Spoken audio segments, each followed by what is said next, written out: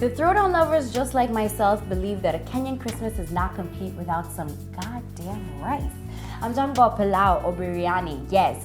The number one thing that a lot of you have been saying is, Miss Mandi, you gotta make us some pulao on the channel. And as the title suggests, that's what we're gonna be getting into today.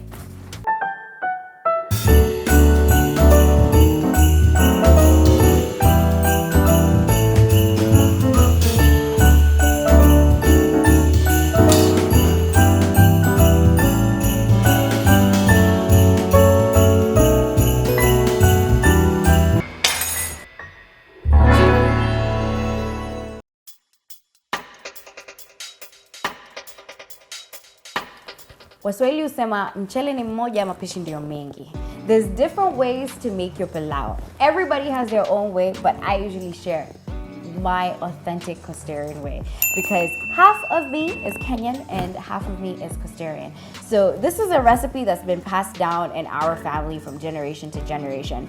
To make great authentic pulao, you need whole masala. Like let's just get into it. Whole masala. I feel like it has better flavor.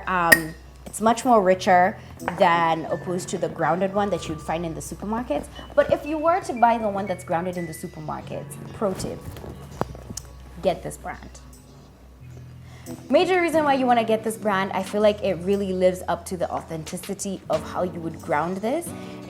You could tell like the thing is slightly off in terms of how this potent, it's very potent, this one, the whole masala, vis-a-vis this one, which is grounded already.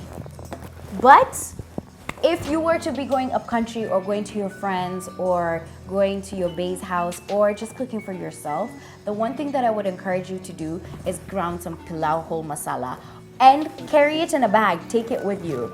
Don't be that person who doesn't carry their spices to make food look good. Like, I'm that kind of person. Anyway, the other thing that's on the ingredient list is we're gonna be using potatoes because this is a very vegetarian pulao. So we're gonna be using potatoes. These are about 4 to 5 potatoes that I just cubed into quarters. We're gonna be mincing our garlic and our ginger. So we use like a tablespoon and a half of the ginger.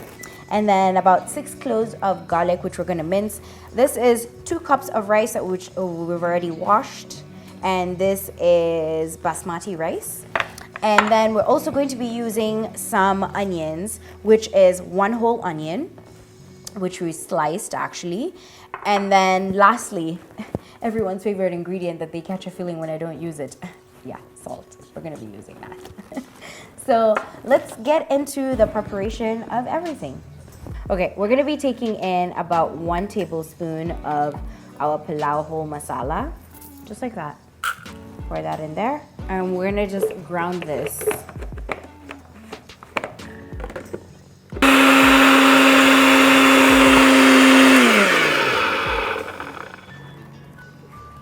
So now that we've grounded our whole spices, we are just gonna lay them out. And then we're gonna proceed to start frying our onions and get the magic going. So we're gonna start things off with our oil. I'm gonna say this is like about 2 tablespoons. Get our oil nice and hot. And then we're gonna add in all of our onion, just like so.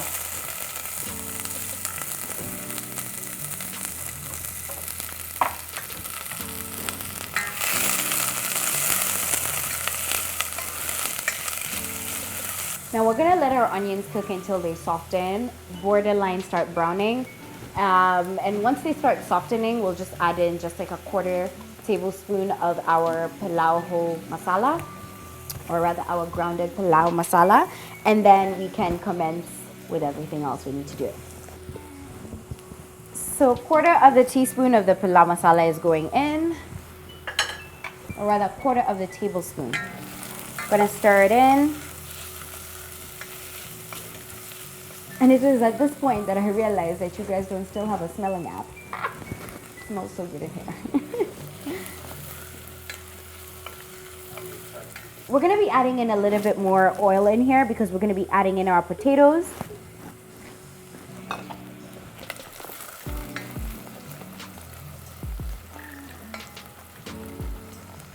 So we're gonna go ahead and add in our potatoes because our onions have softened.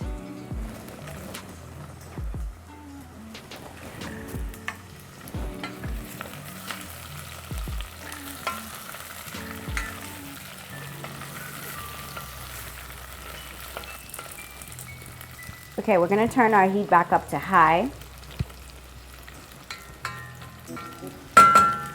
And then we're gonna add in the rest of our pilau whole masala, just like so.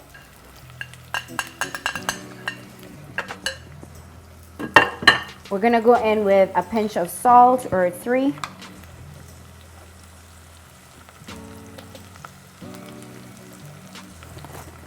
I'm gonna stir everything together.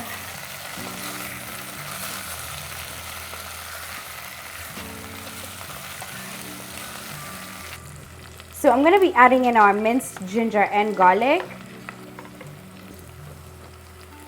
And as you noticed, I just blended it in the same blender where I had grounded the pilau whole spices because, I mean, a girl is not about here to waste any of the flavors. We're gonna stir it in.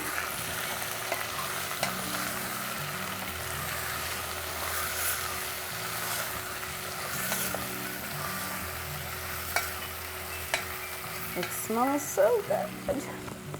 We're gonna turn down the heat to a medium high, just to let the ginger and garlic to really cook for like 20 seconds or so, 20 to 30 seconds.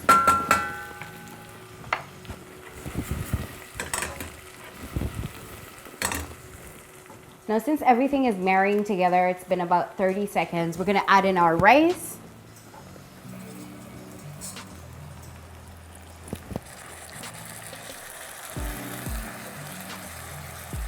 So for every cup of rice, it's 2 cups of water. I used this cup to measure the rice, so I'm gonna use the same cup to measure the water. I have already shared this tip before in a previous video of mine where I showed you guys how to make rice. The last cup of water, is going in. And then we're just gonna stir things in here.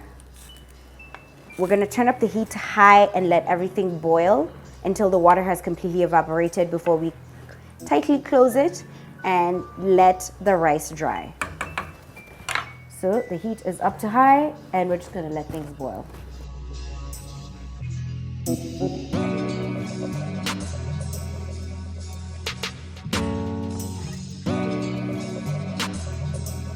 So I'm currently just checking by moving the rice to see if the water has completely evaporated, and still not yet. It's almost done, and then we can start drying it.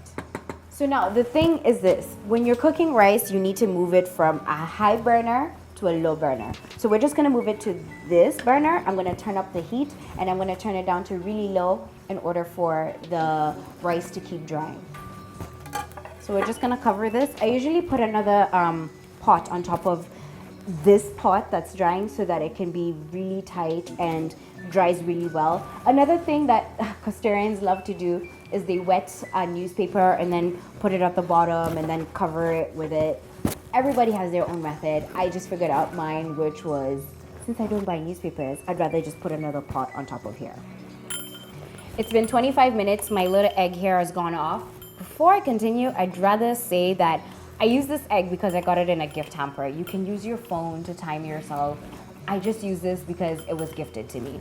Anyway, let's check on this rice. Remember, I had mentioned that I usually put another pot on top of it. So that's exactly what I did. I'm just gonna set this down and bring in this rice in here. It looks so good.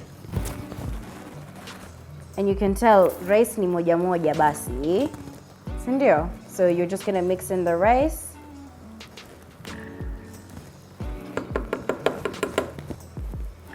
So I'm gonna go ahead and serve, because the person who's actually gonna enjoy this plate is like my videographer. Literally, he lives his best life when he comes to my house. Of course, we're gonna serve this with some kachumbari, salsa, technically. Just gonna go ahead and place this here.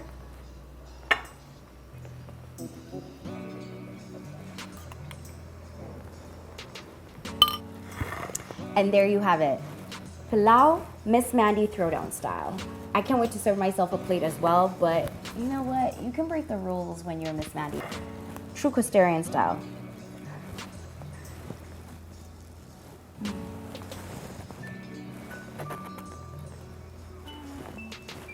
So good. Okay, I think that was enough bites. The only thing I would do to this meal is add more salt. I tend to undersalt my food because of the fact that a lot of people like to regulate their own salt, so I usually leave that free will to other people. The meal is ready. I'm just going to devour this and get ready to prepare my next meal for you guys. In the comment section below, I would like for you to let me know if you would like to see a pilau, a chicken pilau, beef pilau, mbuzi pilau, which other pilau you would like to see below. In the meantime, let me devour this. Thank you so much consistently for your love. I love you guys so much.